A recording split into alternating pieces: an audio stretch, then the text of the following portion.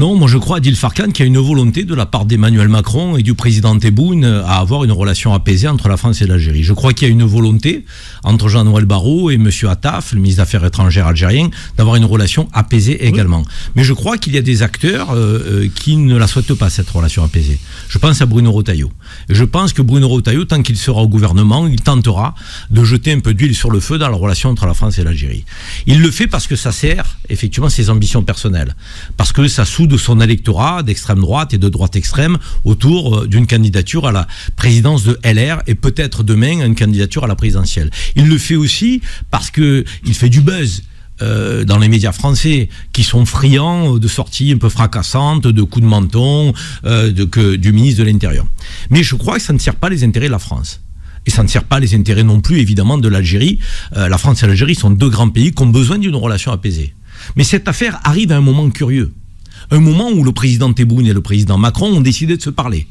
Un moment où les ministres des Affaires étrangères se sont rencontrés.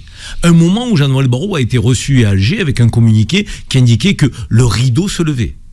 Et juste au moment où Jean-Noël Barrot rentre en France et à Paris, quelques jours après, on voit une affaire qui date d'il y a un an ressurgir dans la relation France-Algérie, ressurgir telle une brouille d'il y a quelques mois qu'on remettrait au milieu des relations diplomatiques entre la France et l'Algérie. Quelle est cette brouille ? C'est un opposant algérien qui aurait été séquestré durant une vingtaine d'heures dans un lieu inconnu aujourd'hui. Et les instances françaises, la justice française, les forces de sécurité françaises accusent un agent consulaire algérien qui a la protection diplomatique d'être à l'origine de cette séquestration. Alger donc est vent debout. Et c'est normal puisqu'ils sont en protection de leur agent consulaire, en indiquant que si problème il y a, l'agent consulaire devait être expulsé vers l'Algérie et non pas traduit devant la justice et incarcéré en France. Ils le prennent telle une provocation à un moment où la réconciliation est là. Avec la volonté de part et d'autre de réchauffer les relations entre la France et l'Algérie, dans l'intérêt des deux pays. Mais force est de constater que tout le monde n'a pas la même ambition.